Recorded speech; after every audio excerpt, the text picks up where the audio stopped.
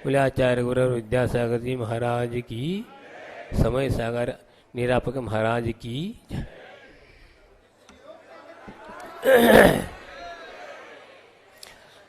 हाँ, अभी आप लोगों के सामने मंगलाचरण किया। ये मंगलाचरण मुझे करना पड़ा जब मैं यहाँ से आचार्य जी के आशीर्वाद से श्रवण बेलगुल गया था। 1993 की बात है। वहां पर जब भी प्रवचन करता तो केवल आचार्य मार का नाम लेता। तो वहां के जितने भी साधु आए थे उनका कहना था कि आप परंपरागत जो आचार्यों का नाम लेना चाहिए। अब मैं क्या करूं, हमारे लिए आदत में नहीं है। तो एक मैंने वसंत तिलक का छंद में इन आचार्यों के नाम के साथ कहा। तो मैं इसलिए बोल रहा हूं, ये महान हम लोगों का सौभाग्य है मेरा कि महान इस आचार श्रृंखला में मुझे जिन दीक्षा मिली, बहुत बड़ी पुण्य की बात है।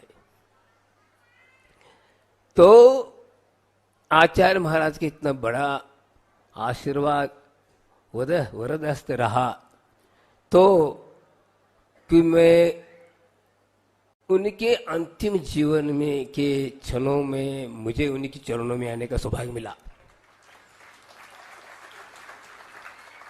और वैसे तो रहा, लेकिन इन 15 दिन के अंदर जो उनकी जो परिस्थिति थी, जो उन अनुभव कर रहे थे, उनके चरणों में आकर मैं उनकी चरणों में आकर उनके भावों को समझूं और उनके अंतिम संदेश समझूं, इस वास्ते मैं आया और मुझे फल मिला भी।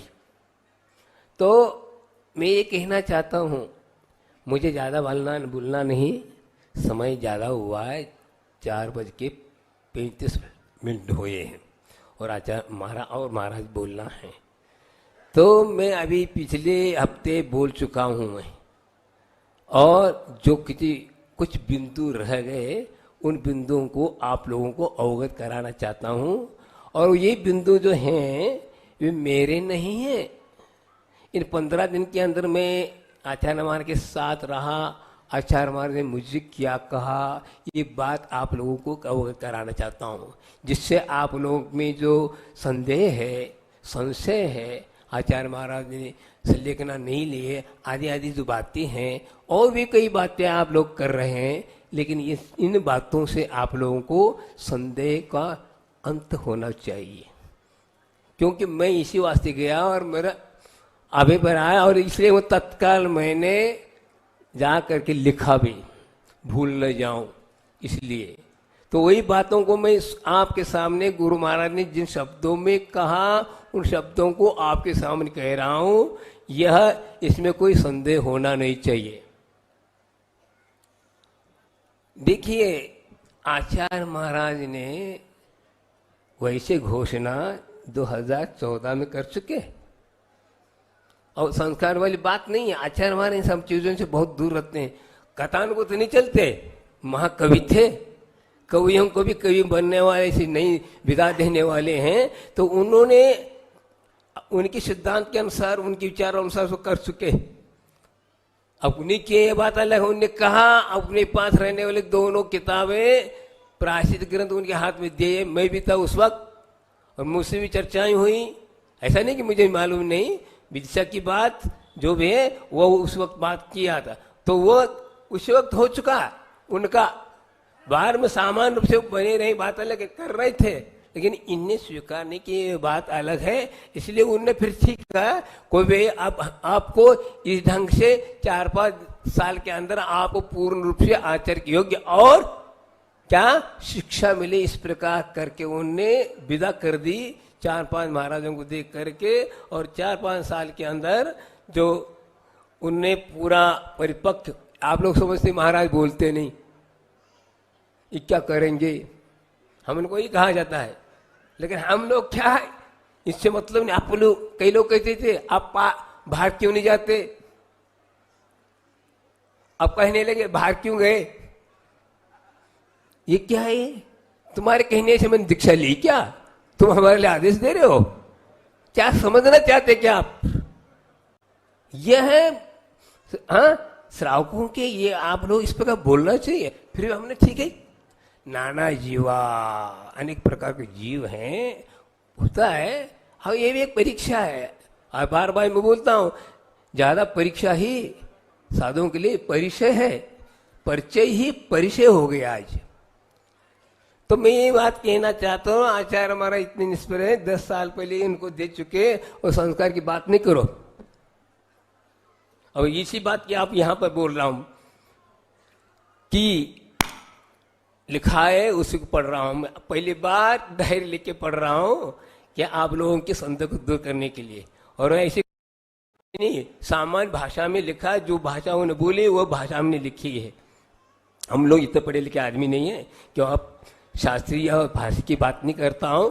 जो मन में है, जो मैं माय की भाषा और सामान्य भाषा नहीं अपनी को आती, एक बार आती है, वो आती है, वो आती हृदय से आती, शब्दों से नहीं आती।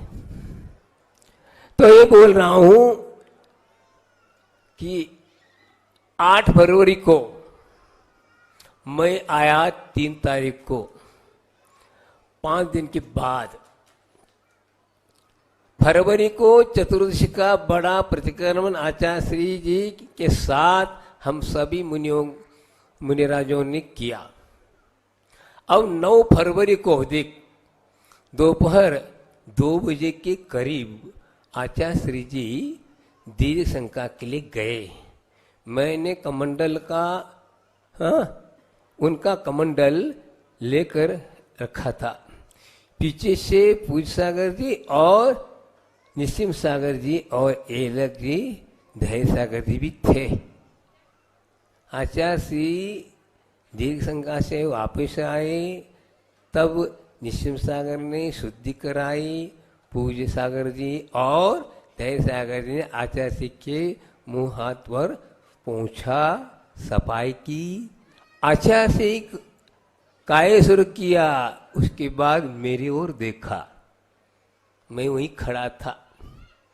तो मैं पास में बैठ गया, बाकी महाराज थोड़ी सी बैठने से थोड़े से हट गए। तब आचार्य से बोले, आप सुनिए, बोले देखो कल हमने आप आचार्य श्री पद का त्याग करने का संकल्प लिया है। देखो क्या कहा, मैं संकल्प ले लिया, आचार्य पद का त्याग करने का संकल्प कर लिया और बाद बड़ा प्रतिक्रमण किया।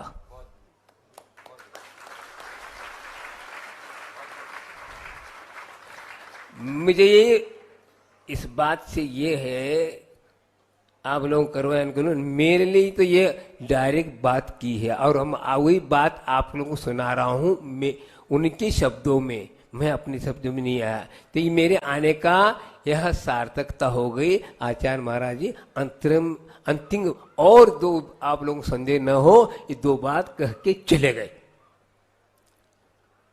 हाँ, बड़ा प्रतिक्रमण किया। संघ के दायित्व एवं जिम्मेदारियों से अब मैं मुक्त हूं, मैं पूर्ण निवृत्त हूं, मुझे किसी भी प्रकार का कोई भी विकल्प नहीं है।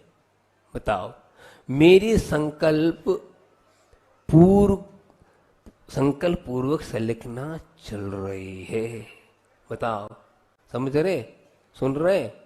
अब इतनी बात भी क्या कहोगे, और मोबाइल पे गड़ब अपनी अपनी बातें कहोगे, सुनोगे, अब हमें सुनाओगे, मैं सबकी सुनूंगा नहीं, समझे? और क्या कहते हैं, देखो, मेरी संकल्प पूर्वक संलिखना चल रही है। आप लोग मेरी समाधि के बाद के बातें उचित समय पर, अब देखो, सभी के सामने अच्छे से रख देना और उचित समय पर निरापक एवं निर्यापक और एवं संपूर्ण संग मिलकर ज्येष्ठ ज्येष्ठ मुनिराज समय सागर जी को आप पद पर प्रतिष्ठित कर देना।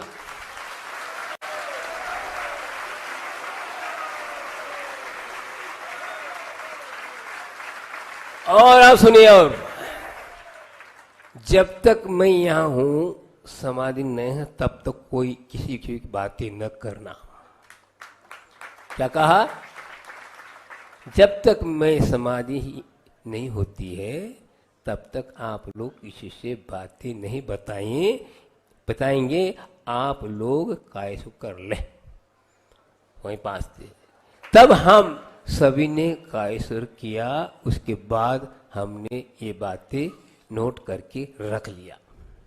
आज आपके सामने रख दिया, क्योंकि पिछले हफ्ते में बातें बहुत कर चुका हूं, लेकिन ये बिंदु कहना जरूरी था। अब मुझे याद आ गया, इसलिए मैं आप लोगों के सामने रख रहा हूं। तो आचार्य महाराज इतने सालों से कई बार कह चुके, जो ज्ञान सागर जी की समाधि उन्हें कराई और उसकी अनुभूति की, और उन्होंने जो अपार पुण्य राशि को प्राप्त किया था, वो क्या ऐसे ही गायब हो गया क्या? नहीं, पूर्ण हुआ, उसका फल उन्हें मिला। और उनने इतना बड़ा मुनि समाज को एकत्रित करके आपके सामने रख दिया। बहुत बड़ी साधना है यह अंतरंग, यह वैयावृत्ति का फल है। और मैंने ये भी देखा, जो ये शब्द ज्ञान है काम में नहीं आता, अंत में बुद्धि चलती नहीं है। बस ओम भी यदि उच्चारित होता है तो बहुत बड़ा उन्हें ज्ञानवान माना जाएगा। क्यों? उस वक्त भी वो इतने सत के साथ ओम में लीन हो रहा है, ओम को ही जागृत उनमें लीन हो चुका है, और उसको कोई किसी प्रकार का विकल्प नहीं है। तो आप ये सब बातें ठीक है, आप लोग जो है ना, आप लोगों की बुद्धि केवल प्रदर्शन की ओर दृष्टि दिखती है। उन्होंने ऐसा किया तो इसको यहाँ किया, ऐसा क्यों नहीं किया, ये क्यों, ऐसा क्यों? हमसे कई बार पूछ चुके, कई बार लोगों ने पूछा, मेरा ऐसे क्यों करते, क्या ऐसे क्यों करते, क्या आगम से हट के करते, ये बताओ। आगम से हट के करते हो तो बताओ, बाकी तुम देखते जाओ। बात यह है कि हम लोग यही देखते, हम लोग इसलिए शुरू से हम मौन बने रहे। जो आचार्य महाराज कहते हैं वो करना है हमें, अपनी तरफ से कोई बात करना नहीं। तभी तो हम 50 साल तक गुरु महाराज के साथ रहे। हम बाहर जाए, यदि हम गुरुवर करते, बाहर करते, तो हमें जो है क्या करना है। देखो, अनंत काल से कई बार हमने भी ज्ञान किया, प्राप्त किया, सब कुछ विद्वान बने, सब कुछ के सब पर्याय को प्राप्त किया, फिर भी क्यों आ गए नीचे। तो क्या मतलब है इसका? मतलब हम आगमुक्त ज्ञान का परिपालन नहीं किया, इसके फलस्वरूप ऐसी स्थिति हो गई। हमने इस बार इस भाव में हमें बोलना कुछ ना नहीं, बुलवाते हैं तो बोलना है, हम अपने से बोलना नहीं। हमें एक बहुत अच्छा एक श्लोक मिला, उस श्लोक बहुत हमारे लिए आनंददायी और सहन शक्ति हमें प्राप्त होती है। क्या है? गुरुरज्ञा महापूजा, गुरुरज्ञा महोत्सवा, गुरुरज्ञा सदा मान्य, कंठे प्राण गतेरपि। बताओ क्या बात कही, सब इसमें हो गया। महोत्सव भी है, पूजा भी है, और यह है कि वहां तक जीवन के अंत तक, जहां अब जब तक आपके लक्ष्य की पूर्ति नहीं होगी तब तक ये श्लोक आपके जीवन में घुलना चाहिए, तभी यह काम हो सकता है। हम कितनी भी सार पढ़ लो, समझ पढ़ो, छठखंडा पढ़ो, कोई मतलब पढ़ना चाहिए, अभी नहीं कह रहा हूं, लेकिन यह अंत में क्यों पढ़ रहे हैं ये बात है, वहां पर मन लगाने के लिए। लेकिन वहां उस वक्त मन लगाना है, उस वक्त बड़े ग्रंथ लगते नहीं, वहां पर तो नमोकार मंत्र ही